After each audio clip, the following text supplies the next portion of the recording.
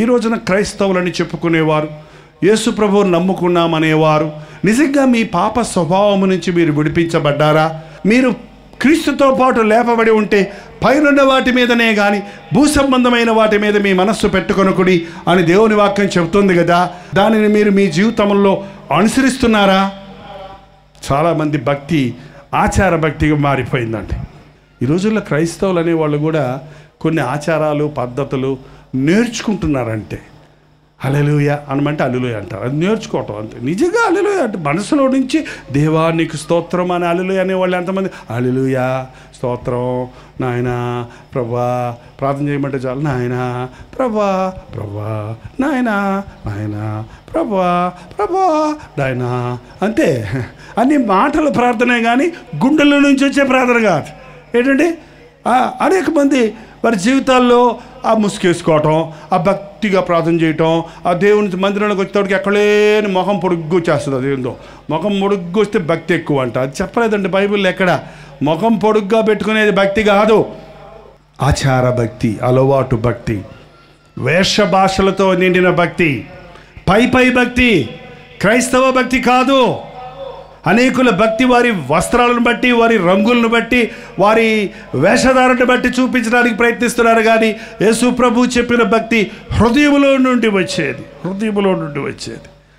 నీ అంతరంగం శుద్ధ అవ్వాలి. ఆ అంతరంగం శుద్ధ అవ్వాలంటే ఈ లోకంలో ఏ మందు మాకు, ఏ నీళ్లు, ఏ దానం, ఏ ధర్మం పనికిరావు. కాబట్టి యేసుక్రీస్తు తన ప్రశస్తమైన రక్తాన్ని చిందించడానికి లోకంలోనికి వచ్చాడు. యేసుక్రీస్తు యొక్క రక్తము మన సకల పాపముల నుండి మనల్ని పవిత్రులుగా చేస్తుంది. నమ్మినటువంటి విశ్వసించిన వారి జీవితాల్లో ఒక నూతనమైన జీవితాన్ని అనుభవిస్తారు. ఊరికే పేర్లు మార్చుకోవటం, ఊరికే వేషభాషలు మార్చుకోవటం, ఊరికే పై భక్తిని చూపించటం అనేది చాలా వ్యర్థమైన పని అండి. నిజమైన భక్తి ప్రభువు చెప్పాడు, పరలోక రాజ్యము సమీపించుచున్నది గనుక బాప్తీసాలు పొందండి అనలేదు ఆయన, పేర్లు మార్చుకోండి అనలేదు ఆయన, భక్తి ఆచారాలను వెంబడించండి అనలేదు ఆయన, మారు మనస్సు పొందండి. మనస్సు మారాలి. ఈ మనస్సు ఉంది చూశారండి, మన మనస్సు, హృదయం అన్నిటికంటే మోసకరమైనది, అది ఘోరమైన వ్యాధి గలది. దానిని గ్రహించుకోగలిగిన వాడు ఎవడు? హృదయం ఎక్కడుంది? ఇక్కడుందని చెప్తాం మేము.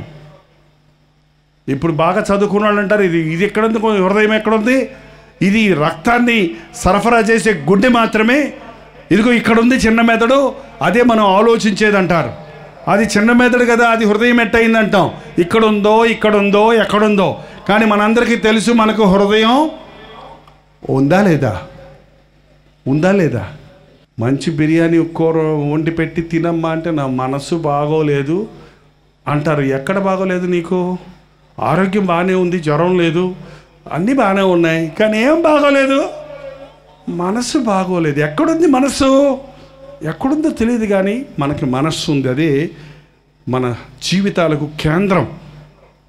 మన ఆలోచనలు, మన తలంపులు, మన ఊహలు, మన యొక్క రియల్ వ్యక్తిత్వం మన హృదయంలో ఉంది. అది మారాలి, అక్కడ మారాలి, అక్కడ యేసుక్రీస్తు రావాలి, యేసు ప్రభు ఆ హృదయంలోనికి రావాలి. పాపి తన పాపముల కొరకు పశ్చాత్తాపడాలి. ఒక్కటే మందు విరుగుడు పాపము నుండి ఒకడు విడిపించబడడానికి. ఒక వ్యక్తి తన పాపము నుంచి విడిపించబడాలంటే తన పాపముని గురించి పశ్చాత్తాపడాలి. పశ్చాత్తాపం అంటే రిపెంట్ అంటారు ఇంగ్లీష్లో. రిపెంట్ అంటే టర్న్ బ్యాక్. నువ్వు పాప మార్గంలో నీ ఇష్టానుసారంగా వెళ్ళిపోతున్నావు. నీ వెనకాల ప్రభు పరిగెడుతున్నాడు, ప్రేమతో పిలుస్తున్నాడు. ప్రయాసపడి భారము మోయిచున్న వారులారా నా యొద్దకు రండి, ద్రోహులైన బిడ్డలారా నా యొద్దకు రండి, అవిశ్వాసులైన బిడ్డలారా నా యొద్దకు రండి, నేను మిమ్మల్ని బాగు చేస్తాను, నేను మిమ్మల్ని స్వస్థపరుస్తాను, నేను మీ భారాలు భరిస్తాను, నేను మిమ్మల్ని నిత్యరాజ్యానికి నడిపిస్తాను అంటున్నాడు. కానీ మనం ప్రభువును చూడలేకపోతున్నాం. కారణం మనం వ్యతిరేకమైన మార్గంలో పరిగెడుతున్నాం, మన సొంత మార్గంలో పరిగెడుతున్నాం. ఒకని ఎదుట సరిగా కనబడు మార్గము కలదు, కానీ తుదకది మరణమునకు దారి తీయును. ఈ రోజుల్లో ఒక కొత్త గుంపు బయలుదేరింది అటువంటి. నా ఇష్టం, నా శరీరం, నా ఇష్టం, నా బ్రతుకు, నా ఇష్టం. నాకు ఏ చట్టం లేదు, ఏ అధికారులు, ఏ ప్రభుత్వాలు, ఏ భక్తి నన్ను అడ్డం పెడతానికి వీలు లేదు. నా ఇష్టం, నా ఇష్టం, నా శరీరం, నా ఇష్టం వచ్చినట్టు బతుకుతా. పెళ్ళికి ముందు నా ఇష్టం వచ్చినట్టు పాపం చేస్తా, పెళ్ళి అయ్యాక నా ఇష్టం వచ్చినట్టు పాపం చేస్తా. నువ్వెవడు నన్ను అడగడానికి? నా శరీరం, నా ఇష్టం, నా ఇష్టం, నా ఇష్టం, నా ఇష్టం అంటున్నారా? కొంతమంది నోరు తెరిస్తే నా ఇష్టం, నాది, నాది, నాకు అన్నీ నా నా నా నా నా ఏంటండి? ఇంగ్లీష్ లెటర్లో ఐ అనే లెటర్ ఉండేది. ఆ మ్యాటర్లో ఎక్కువ అరిగిపోయే అక్షరం ఏంటంటే ఐ అంట. ప్రతివాడు నేను నేను నేను. ఆ నేను చావాలండి యేసుప్రభు దగ్గరకు వచ్చిన వాడి జీవితాల్లో. ఆ ధనవంతుడి పంట బాగా పండింది. బాగా పంట పండినందుకు అతను ఏమన్నాడు? నా పంట బాగా పండింది, నేనేమి చేతును? నా కొట్లు విప్పి పెద్ద కొట్లు కట్టించుకొని నా ధాన్యమును అందులో కూర్చుకొని నా ప్రాణముతో, ప్రాణమా సుఖించుము, తినుము, తాగుము అనుకుందును.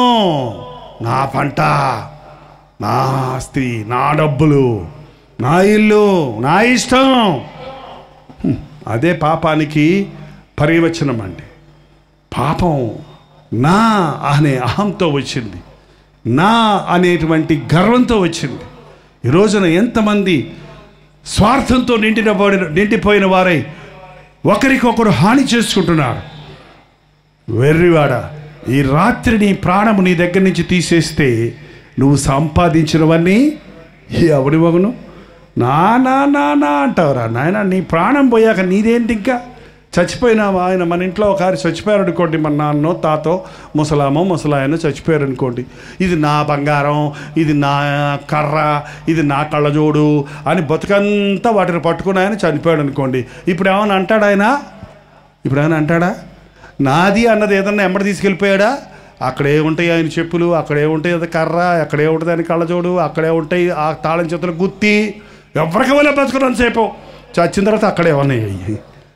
మనం దిగంబరులుగా ఈ లోకంలోనికి వచ్చాము, దిగంబరులుగానే ఈ లోకంలో నుండి వెళ్ళిపోతాము. కానీ ఈ రోజున మనుషుడు ఏదో ఈ లోకంలో సాధించాలని, ఏదో ఈ లోకంలో సంపాదించాలని, ఏదో ఈ లోకంలో తనది చేసుకోవాలని ఆశపడుతున్నాడే కానీ తనను సృష్టించిన సృష్టికర్తను, తన కొరకు సిద్ధపరిచిన పరలోక రాజ్యాన్ని గురించిన ఆశ లేనివాడిగా ఉంటున్నాడు. పరిశుద్ధుడైన పౌలు అన్నాడు, నాట్ ఐ బట్ క్రైస్ట్. నేను కాదు, క్రీస్తే నాయందు జీవించుచున్నాడు. నేను చావాలి, క్రీస్తు నాలో బ్రతకాలి. యేసుప్రభు నమ్ముకున్న వాళ్ళు అల్లే చెప్పండి. యేసుప్రభు నాలో ఉన్నాడు అన్నవాళ్ళు అల్లే చెప్పండి. నా చేతులు ఏసై కోసం వాడుతున్నా అన్నవాళ్ళు అల్లే చెప్పండి. పాడు పనులు చేయటం లేదా? భార్య మీద చేసుకునే పురుషుడు ఏం పని చేస్తున్నాడు? కాదండి, మీ మగోళ్ళు తమ ప్రతాపం అంతా ఎవరి మీద చూపిస్తారు? బయటికి వెళ్ళి ఇంకో మగోడితో కొట్టుకోవచ్చు కదా కావాలంటే. అక్కడ భయం. భార్య ఉంటుంది కదా, దబాల్ తప దబాల్ తప.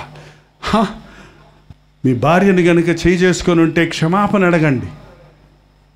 నీ భార్య నీకు సాటి అయిన సహకారిగా ఇచ్చాడు. భార్య బలహీనమైన ఘటమని ఎరిగి జ్ఞానము చొప్పున కాపురం చేయండి. నీ సొంత శరీరం వలె నీ భార్యను ప్రేమించాలి. నీ భార్య ఏదన్నా తప్పు చేస్తే ఆమెను ఒకవేళ నువ్వు కొట్టాలని అనిపిస్తే నిన్ను కొట్టుకో. మరి ఇంకంతే, నీ శరీరం ఆ శరీరం ఉంటాయి కదా, నిన్నే కొట్టుకో. ఏంటండి ఈ రోజున ఎన్ని కుటుంబాల్లో యేసుప్రభుని నమ్మానంటావు, బైబిల్ పట్టుకుంటావు, ప్రార్థన చేస్తావు, చప్పట్లు కొడతావు, యేసు రక్తమే జయము జయమంటావు, అదే చేత్తో పనికి మాలిన పనులన్నీ చేస్తుంటావు. ఏంటండి? దొంగతనాలు చేస్తారు, మోసాలు చేస్తారు. కొంతమంది సహోదరులు ఎక్కడ దొంగతనం చేయరు, భర్త జేబులో నుంచే దొంగతనం అంటమ్మా. అదేదో చెప్పి తీసుకోవచ్చు కదా కావాలంటే. ఆ చొక్కాడు తగిలిచ్చాడు స్నానానికి పోగానే జేబులో చేయి పెట్టేది. 10 నోట్లు ఉంటే 1 నోట తీస్తుంది, అన్ని నోట్లు తీస్తే ఊరుకోడని. ఆయన స్నానం చేసి వచ్చి లెక్కెట్టుకుంటా ఉంటాడు. ఏందబ్బా 1 నోట్లు లేదే, ఏమే తీసావా అంటే లేదండి. ఇంటి దొంగ. తల్లిదండ్రుల దగ్గర దొంగిలిస్తారు చాలామంది.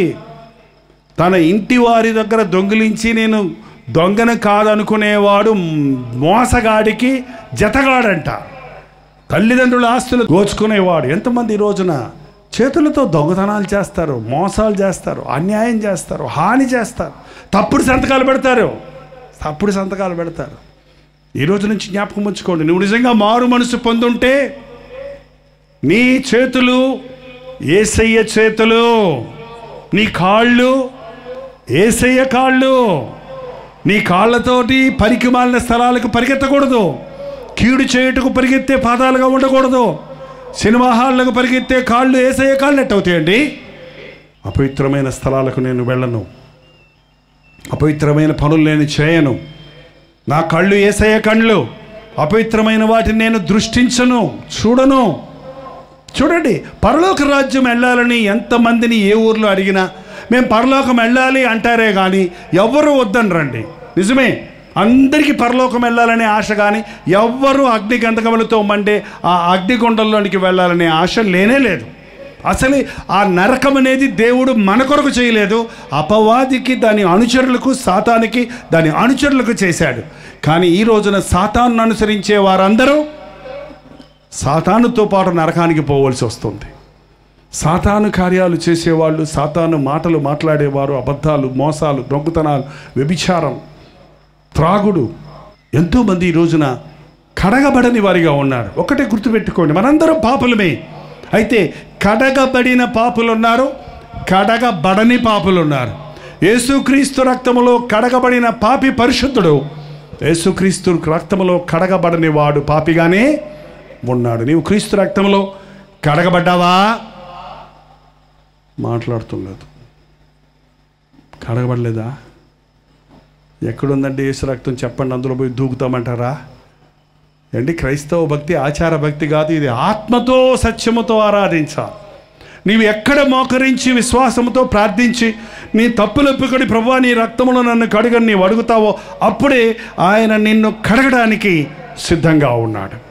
కొరింథీయులకు రాసిన మొదటి పత్రిక 6వ అధ్యాయము 9వ వచనము నుండి, అన్యాయస్తులు దేవుని రాజ్యమునకు వారసులు కానేరని మీకు తెలియదా? దేవుని రాజ్యానికి వెళ్ళాలి, పరలోక రాజ్యం చేరాలి, పరలోక రాజ్యంలో దేవుని బిడ్డలుగా ఉండాలి అనే ఆశ అందరికీ ఉంది. కానీ అన్యాయస్తులు దేవుని రాజ్యమునకు వారసులు కారేరని మీరు ఎరుగరా? మోసపోకుడి.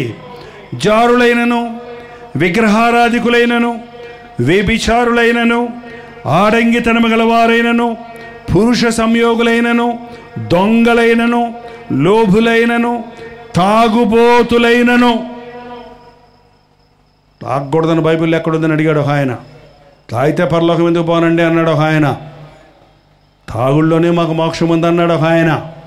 తాగుబోతులు దేవుని రాజ్యమునకు వారసులు కానేరరు. దూషకులైనను, దోచుకుని వారైనను దేవుని రాజ్యమునకు వారసులు కానేరరు. నేను తాగనంత మాత్రాన మంచివాడు అనుకుంటే కుదరదండి.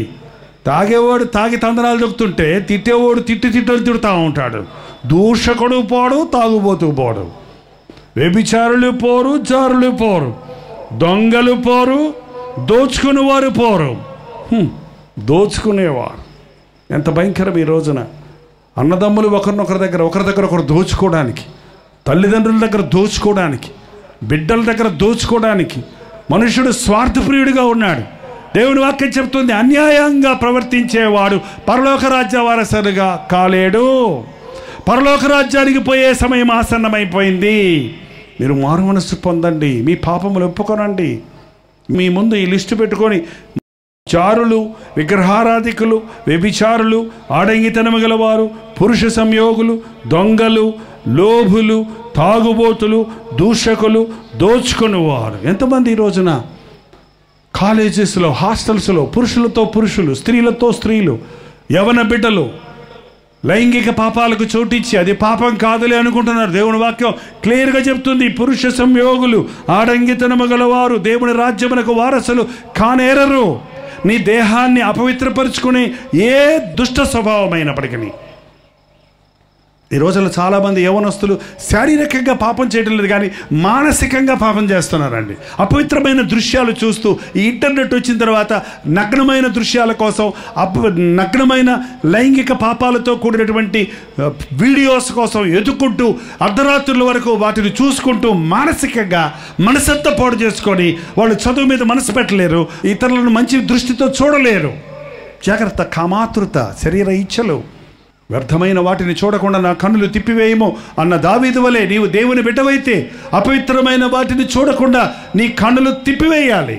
నీ దేహాన్ని నీ ఇష్టం వచ్చినట్టు వాడుకుంటూ, నీ శరీరాన్ని నీ ఇష్టం వచ్చినట్టు వాడుకుంటూ, నేను పరలోకం వెళ్ళిపోతాను, నేను క్రైస్తవుని కదా, నేను బాప్తిజం పొందాను కదా, నేను కానుక ఇచ్చాను కదా, నేను చర్చికి వెళ్తాను కదా అనటం వల్ల ప్రయోజనం లేదండి. నరకంలో యేసు ప్రభువుని గురించి విన్నవాళ్లే ఎక్కువ ఉంటారంట, వినని వాళ్ళు తక్కువ ఉంటారంట. తెలుసా?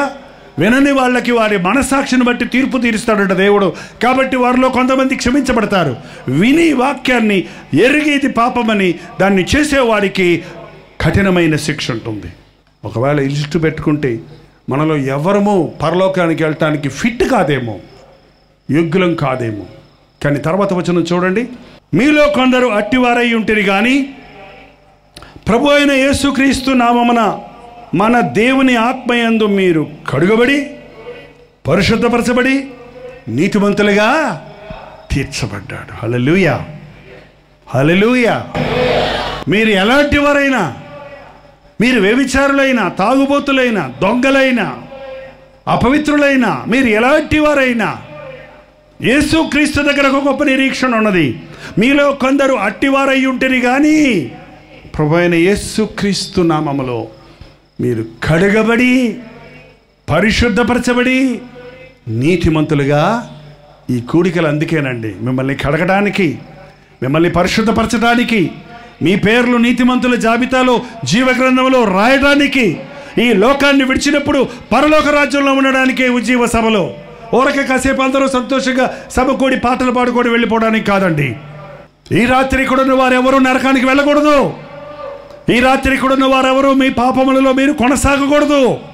మీ విడిచిపెట్టలేని మానలేని పాపము నుండి మిమ్మల్ని విడిపించడానికి, కడగటానికి, పరిశుద్ధపరచడానికి ప్రభు ఇక్కడ ఉన్నాడు. మన చేతిలో ఉన్న ఏదన్నా వస్తువు బురదలో పడిపోతే దాన్ని నీళ్ళతో కడిగితే పోతుంది. కానీ ఒక బంగారపు ముద్ద కలుషితమైపోయిన టంకంతో నిండిన బంగారం ముద్దు బురదలో పడితే అది నీళ్ళల్లో కడిగితే పైన శుద్ధి అవుతుంది. కానీ దాంట్లో ఉన్న ఆ టంకము లేక అది ప్యూర్ గోల్డ్ అవ్వాలంటే దాన్ని అగ్నిలో వేసి ఏం చేస్తారో కాల్చి దాన్ని తీసేస్తారు. యేసు ప్రభు చెప్తున్నాడు, మిమ్మల్ని ఊరికే కడగటం కాదంట, మిమ్మల్ని పరిశుద్ధపరుస్తాను, మిమ్మల్ని శాంటిఫై చేస్తాను. యోబు అంటున్నాడు, ఆయన నన్ను పరిశోధించగా నేను మంచి సువర్ణం వలె బయటకు వచ్చాను. యేసు ప్రభు మన శరీరములో నవనాడులలో మిళితమైపోయిన ఆ పాప స్వభావం నుండి మనల్ని విడిపించడానికి శక్తిమంతుడు. హల్లెలూయా. ఎందుకు? నవనాడులలో మిళితమైపోయిన మన పాతాదాము స్వభావం, పితృపారంపర్యమైన మీ వ్యర్థ ప్రవర్తన నుంచి మిమ్మల్ని విడిపించడానికి, నిర్దోషమును నిష్కళంకమైన గొర్రెపిల్ల వంటి క్రీస్తు రక్తము ద్వారా మీరు విమోచించబడితేరని ఎరగరా? పితృపార తాత ముత్తాతల నుంచి వస్తున్నటువంటి ఆ స్వభావం, మన ముత్తాత తాత అయిన ఆదాము యొక్క స్వభావము, ఆ పడిపోయిన పాతాదాము స్వభావము నుండి మనల్ని విడిపించగలిగిన శక్తి మన యేసు ప్రభువుకుంది. యేసుక్రీస్తును నమ్మిన వాడు మరలా కక్కిన దానిని తిరిగే కుక్కలాగా ఉండడు. ఈ రోజున క్రైస్తవులకి క్రైస్తవత్వం అనేది అలవాటైపోయింది. అందుకే మన భారతదేశంలో క్రైస్తవులంటే మనుషులకు చులకనైపోయింది. ఇదొక మతం అనుకుంటున్నారు. నిజమైన క్రైస్తవుడు పాపం వైపు తిరగడు. ఇలాంటి మీటింగ్లో కూర్చొని ఒక ఆమె సహోదరి ఇంటికి వెళ్ళి, ప్రభువా నీకు స్తోత్రం నాయనా, నాకు దర్శనములు దయచేయి ప్రభువా, నాకు వాగ్దానం దయచేయి నాయనా అని చక్కగా మాటలతో ముద్దుగా ప్రార్థన చేస్తే ఒక కుక్క వచ్చిందంటండి. కుక్క వచ్చి అని కక్కిందంట. ఆ కక్కి మళ్ళీ అని తినిందంట. అంతలోకి మెలకు వచ్చి కూర్చుంది. ఏంది ప్రభువా దర్శనం చూపించమంటే ఇలాంటి దర్శనం చూపించేవండి ఆయన, అదే నీ బతుకు అన్నాడట దేవుడు. అదే నీ బతుకు. పాపినయ్యా ఇంకెప్పుడు చేయనయ్యా అని ఒప్పుకుంటున్నావు, మళ్ళీ పోయి చేస్తున్నావు, మళ్ళీ ఒప్పుకుంటున్నావు, మళ్ళీ చేస్తున్నావు, మళ్ళీ ఒప్పుకుంటున్నావు, మళ్ళీ చేస్తున్నావు. కక్కిన దానికి తిరిగిన కుక్కలాగా ఉంది మీ భక్తి అన్నాడు. అందుకే కడుగుబడిన పంది మళ్ళీ బురదకు తిరిగినట్టుగా ఉంది మీ భక్తి అన్నాడు. అంతే. ఎందుకంటే ఆ పంది స్వభావం, బురదను ప్రేమించే స్వభావం, అది ఎన్నిసార్లు కడిగినా మళ్ళీ అక్కడికే పోయి పడుతుంది. అది కాదండి, యేసు ప్రభు కడగటం కాదు మనల్ని చేసేది, ఆ స్వభావాన్ని తీసేస్తాడు. మనలో ఉన్నటువంటి ఆ పంది స్వభావము, ఆ కుక్క స్వభావము, ఆ నీచ స్వభావము, ఆ పాపాన్ని ప్రేమించే స్వభావము తీసివేస్తాడు. పాపం నిన్ను ఆకర్షించదు. ఉదరగారు పందిని ప్రేమించి ఆ పందిని పెంచుకుంటానంటే అది బురదకింటికి వెళ్ళిపోతుంటే ఏం చేయాలంటే, ఇంకో డాక్టర్ గారు వచ్చి అన్నారు, గొర్రె పిల్ల గుండె మార్చేస్తే అది మారిపోద్ది అన్నాడంట. గొర్రె గుండె పెట్టి సర్జరీ చేసిన తర్వాత ఆ పందిని బురద దగ్గర తీసుకెళ్ళి వదిలిపెట్టినా సరే అది పనిపోయి వచ్చేస్తుందంట. ఎందుకంటే దాని మూతి మారలేదు, తోక మారలేదు, రంగు మారలేదు, కానీ ఏం మారింది? గుండె మారింది. క్రైస్తవుడు మనిషి పై వేషభాషలు మారటం కాదండి, నీ మనస్సు మారాలి. నీ మనస్సు మారాలి. ఎంత భయంకరమైన తాగుబోతువైనా, ఒకప్పుడు తాగుడు వాసన చూస్తే ముక్కులు ఎగరేసిపోయి తాగేవాడివైనా, యేసుక్రీస్తు నిన్ను మార్చినప్పుడు నీ పక్కన 100 మంది తాగుతున్నా ఆ వాసన నీకు వచ్చినట్టునే నీకు అసహ్యం వేస్తుంది. ఆ వాసన ఒకప్పుడు నువ్వు ప్రేమించిన వాసన ఇప్పుడు నీకు అసహ్యం వేస్తుంది. ఒకప్పుడు నువ్వు ప్రేమించిన పాపాన్ని ఇప్పుడు నువ్వు అసహించుకుంటావు. అలాంటి స్వభావం ఎంతమందికి ఉంది ఇక్కడ? ఒకప్పుడు పాపాన్ని ప్రేమించిన మనం వాళ్ళ పాపాన్ని అసహించుకుంటున్నామా? ఆ పాపము నుంచి విడుదల పొందున్నామా? యేసుప్రభు చెప్తున్నాడు, నేను మిమ్మల్ని కడగటమే కాదు, నేను మిమ్మల్ని పరిశుద్ధపరుస్తాను, నిన్ను నీతివంతులుగా తీరుస్తాను. ఎవడైనా నువ్వు క్రీస్తు యేసునందున్న యెడల వాడు నూతన సృష్టి. క్రీస్తునందున్న వాడికి ఏ శిక్షా విధి లేదు. ఉచితంగా ఇచ్చే రక్షణ అండి. యేసుప్రభు నా హృదయంలోనికి రా, నేను పాపిని, నన్ను క్షమించండి. మన పాపములను మనం ఒప్పుకొనిన యెడల ఆయన నమ్మదగిన వాడు, నీతిమంతుడు కనుక మన సకల దుర్నీతి నుండి మనల్ని ఆయన పవిత్రులుగా చేస్తాడు. ఒక ఆయన యేసుప్రభుని నమ్ముకోయ్యా, ఆయన నిజమైన దేవుడయ్యా అని చెప్తుంటే ఆ పక్కన అన్నాడంట, ఎట నమ్మంటావు, నిరూపించు, ఏదైనా సూచనలు చూపించు అని దబాయిస్తా ఉన్నాడంట. ఈయనకు ఎంత ప్రేమగా మెల్లగా చెప్పినంతసేపు చెప్పాడు. ఆ పక్కోడు వినకపోతే యేసుప్రభు ఉన్నాడని ఏంటి నిరూపణ అంటే, నువ్వు ఇంకా బతుకున్నావు చూడు, అదే నిరూపణ అన్నాడంట. వాడు కొంచెం దత్తపడే, అంటే ఏంటి అంటే, నేను మనుషుల్ని పట్టుకొని తినే నరమాంస భక్షకుండయ్యా, నీలాంటోడు కనపడితే నంచుకొని తింటాను. యేసుప్రభు నా స్వభావాన్ని మార్చాడు కాబట్టి నువ్వు ఇంకా బతుకున్నావు ఇక్కడ. అలా ఇంకా నిజమా? నాయన నమస్కారం నాయన. ఏంటంటే యేసుప్రభు నరమాంస భక్షకుల్ని మారుస్తున్నాడు, తాగుబోతుల్ని మారుస్తున్నాడు. కొరడ తీసుకొని కొట్టేవాడండి, హింసించేవాడండి, జుట్టు పట్టుకొని ఈడ్చేవాడండి సౌలు. క్రైస్తవుల్ని ఎంత బాధ పెట్టేవాడంటే గుర్రం మీద ఈడ్చుకుంటూ పోయేవాడు వాళ్ళని. అలాంటి వాడు యేసుప్రభుని నమ్ముకున్న కొరడాలతో కొడుతుంటే హల్లెలూయా అంటున్నాడు. ఈ యేసునామంలో దెబ్బలు తింటా నాకు భాగ్యం అంటున్నాడు. ఒకడు కొట్టచ్చు కావాలంటే కొడతల్లా. ఎందుకంటే ఏం మారింది? ఆయన జీవితం మారిపోయింది, ఆయన మనసు మారిపోయింది. క్రీస్తు విషయమై శ్రమ పడటం గొప్ప భాగ్యం అంటున్నాడు. ఇది నాన్న నిజ క్రైస్తవులు ఈ లోకానికి కావాలండి. క్రైస్తవులని చెప్పుకునేవారు అక్కర్లేదండి, బతికి చూపించే వాళ్ళు కావాలి. యేసు ప్రభువును మన బ్రతుకుల్లో ఇతరులకు చూపించాలి. ఇక్కడ ఉన్న ప్రతి ఒక్కరిని ప్రభు కడగాలని, పరిశుద్ధపరచాలని, మీ పేర్లు నీతిమంతులుగా తీర్చి జీవగ్రంథంలో రాయాలని ఆశపడుతున్నాడు. మరి మీరు ఇష్టపడతారా? మీరు మీ జీవితాల్లో యేసు ప్రభువుకి అప్పగిస్తారా? నన్ను యేసయ్య కడగడానికి నేను ఒప్పుకుంటాను అంటారా? ఏంటో ఆలోచించి చేయి చూపిస్తున్నారు కొంతమంది. అప్పుడే కాదండి, ఇంకో 3 నెలలు అయ్యాక, నాకు 3 సినిమాలు ఉన్నాయి చూసేశాక, పక్కింటి వాళ్ళు 4 తిట్లు తిట్టాలి, మొన్నే తిట్టెళ్ళారు, ఈ మీటింగ్ అని వచ్చేసాను, వెళ్ళి తిట్టేశాక అప్పుడు మార్చుకోమనండి. తర్వాత ఇంకా కొంచెం రోజులు ఇంకా ఏంటో ఉన్నాయండి లోకాల్లో, కొంచెం చూసుకున్నాక వచ్చే సంవత్సరం మారుతాను, జనవరి 1కి మారుతానండి. చాలామంది చెప్తుంటారు నాకు, జనవరి 1కి మారుతారంట వాళ్ళు. ఏమంటే జనవరి 1ని మారిని 10 రోజులు బాగుంటారు, మళ్ళీ 11వ రోజు నుంచి మళ్ళీ మామూలే. ఇదే అనుకూలమైన సమయము, ఇదే రక్షణ దినము. మీరు పూర్ణ హృదయంతో మీ స్థితిని దేవుని దగ్గర ఒప్పుకుంటేనండి, చెప్పుకుంటేనండి ప్రభు విడిపిస్తాడు. మన పాపాలు మనుషుల దగ్గర ఒప్పుకుంటే ఒకవేళ మన వాళ్ళు కించపరుస్తారేమో, కానీ యేసయ్య దగ్గర ఒప్పుకుంటే ఆయన మనల్ని హత్తుకుంటాడు. ఆయన మనల్ని మరింతగా ప్రేమిస్తాడు. ఆయన సన్నిధిలో మన పాపముల కొరకు పశ్చాత్తాపడ్డప్పుడు పరలోకంలో సంతోషం కలుగుద్దట. మారు మనస్సు పొందాలని నీవు ఆశపడితే చాలు, మనసు మార్చేవాడు ఆయన. నీ మనసు మారినప్పుడు నీ స్వభావము, నీ మాటలు, నీ చూపులు, నీ క్రియలు, నీ జీవితం అంతా మారిపోతుంది.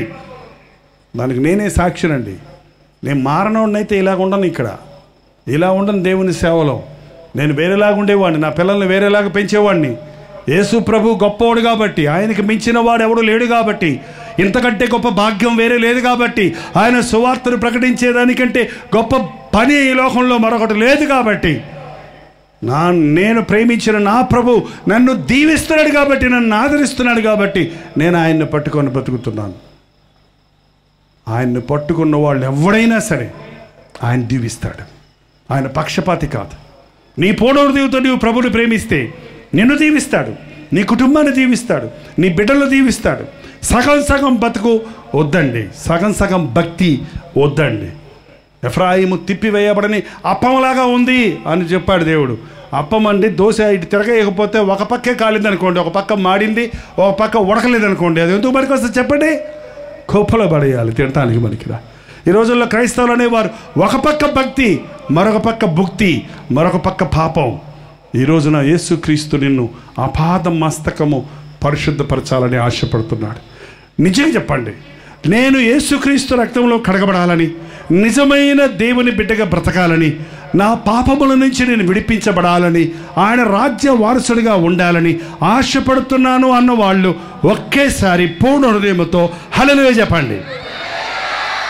తలలు వంచండి, ప్రార్థన చేద్దాం. పరిశుద్ధాత్ముడు ఒక గొప్ప కార్యాన్ని ఇప్పుడు చేయబోతున్నాడు. ఈ సమయంలో దేవుని ఆత్మ నిన్ను స్పందించటానికి, త్వరలో యేసుక్రీస్తు మేఘారూఢుడై రాబోతున్నాడు. ఆ పరలోక రాజ్యానికి నిన్ను నన్ను తీసుకుని వెళ్ళాలని ఆయన వచ్చేలోగా నీవు నీ జీవితాన్ని మార్చుకోకపోతే, అయ్యో అది వేదనకరమైన సమయం. అప్పుడు రొమ్ము కొట్టుకొని ఏడ్చినా నిన్ను విడిపించేవాడెవడు ఉండడు.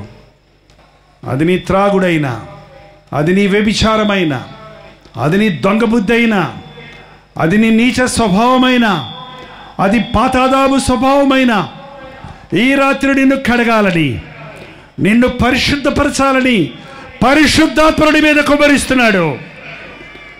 పరిశుద్ధ అగ్నిలో నీ పాప స్వభావము కాల్చబడి ఇకను పాపము చేయకుండా, ఇకను లోకాన్ని ప్రేమించకుండా, ఇక మీదట దేవుని కొరకు సాక్షిగా జీవించినట్లుగా ఒక అద్భుత కార్యం జరగబోతుంది. పరిశుద్ధుడా, ప్రేమగలిగిన తండ్రి, ఒక్కసారి ఆకాశం నుండి తొంగి చూడు నాయన. ఈ ఆవిడలో నిలబడి తమ చేతులెత్తి నీకు మొరపెట్టుకుంటున్న వారిని చూడు నాయన. ఏ గుండెల్లో నుంచి ఏ మూలుగ వస్తుందో, ఏ గుండెల్లో నుంచి ఏ ప్రార్థన వస్తుందో అది విని వారికి విడుదల ప్రసాదించుము నాయన. ఇక్కడున్న తాగుబోతులను నజరేయుడైన యేసుక్రీస్తు నామములో విడుదల చేయించున్నాము తండ్రి. మరెన్నడూ వారి తాక్కుండా వారి స్వభావాన్ని మార్చు నాయన. ఇక్కడున్న జగడగొండిలను, ఇక్కడికున్న భేదాలు కలుగు చేసేవారిని, ఇక్కడికున్న దొంగ స్వభావం కలిగిన వారిని, ఇక్కడున్న వ్యభిచార మనసుతో ఉన్నవారిని నజరేయుడైన యేసుక్రీస్తు నామములో విడుదల చేయించున్నాము తండ్రి. వ్యభిచార పాపం వల్ల తెచ్చుకున్న ఎయిడ్స్ రోగంతో బాధపడుతున్న వారిని పశ్చాత్తాపడి వారి పాపములు ఒప్పుకుంటుండగా నీ పవిత్ర రక్తాన్ని వారి మీద కుమ్మరించి ఆ రోగము నుంచి ఈరోజే వారిని స్వస్థపరిచి నీ సాక్షులుగా చేసుకుని ఆయన. అప్పుల్లో పడ్డామని, అజ్ఞానంలో కుటుంబాన్ని కూలగొట్టుకున్నామని నీ సన్నిధిలో మొరపెట్టుకుంటున్న వారి జీవితాల్లో ఇది మొదలుకొని నేను ఆశీర్వదించదను అన్న మాట అక్షరాలు నెరవేరుటకు సహాయం చేయను ఆయన. పాత బతుకు వారిగా కాక నూతన స్వభావాన్ని కలిగి నూతన జీవితాన్ని జీవించినట్లుగా నీ పరిశుద్ధాత్మ శక్తిని దయచేయను ఆయన. నీ రక్తములు మమ్మల్ని కడిగయ్యా, నీ పరిశుద్ధాత్మ అగ్నితో మమ్మల్ని పరిశుద్ధపరిచయ్యా. మా పేరు నీ జీవగ్రంథంలో రాయబడుటకు, మేమందరము నీ రాజ్య వారసులవుటకు సహాయం చేయము. నీ గొప్ప తలంపులు, నీ ఆలోచనలన్నీ కూడా ఈ అంచె దినాలలో మా పట్ల నెరవేరుటకు, ఈ లోకమంతటికి మేము సాక్షులు ఉండటకు సహాయం చేయము. నీ సన్నిధి మాకు దయచేయి ప్రభువా. నీ చిత్తమైతే, నీ రాకడ ఆలస్యమైతే మరల ఈ లోకములో మేము కలుసుకుని నిన్ను స్తుతించుటకు, లేకపోతే పరలోకములో నీ రాజ్యములో నిరంతరము కలిసి జీవించే భాగ్యాన్ని మాకందరికీ నీ దయచేయమని యేసుక్రీస్తు నామములో అడుగుచున్నాము తండ్రి. ఆమేన్.